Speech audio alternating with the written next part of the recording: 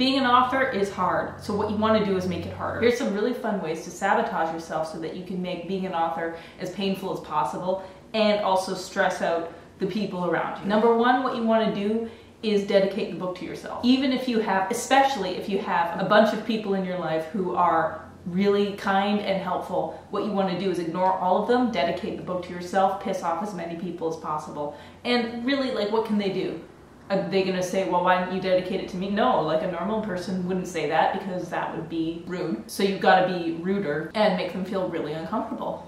It's just what you gotta do. Another thing you can do to really sabotage yourself in the writing process is name your main character some really common word like the or and. It both makes it really hard to read, and the moment your publisher says that's really stupid, you have to change it, it's really hard to find all of them because you can't just control F all of the ands or else you'll get all of the ands in the book. So it makes it really difficult for both you and your editor.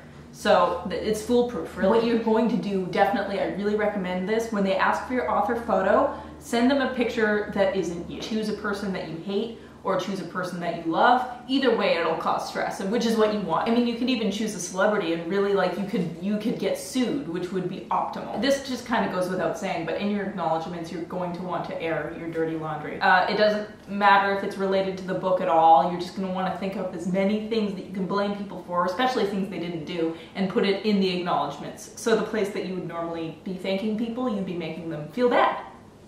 It's perfect. What you can do, this is a very subtle one, you can base the villain on yourself as much as possible, and then when they say how much they hate the villain, you reveal that you based it on yourself. So it both makes you feel really bad and make them feel really bad. It's really cool. It's a good effect. Okay, so here's one. Name all of the characters after your friends except for one. And what you do is you choose your best friend or your most insecure friend and you gaslight them.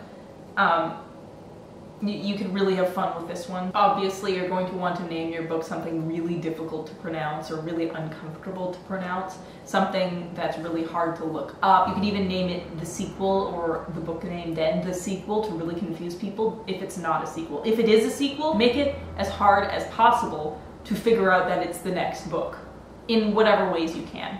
Make it really difficult to find the first one. Anyway, those are just my thoughts on how you can sabotage yourself as an author. It's not an exhaustive list. There's many more things you can do, but this is a really, really good start. Happy writing. Ah, fuck me.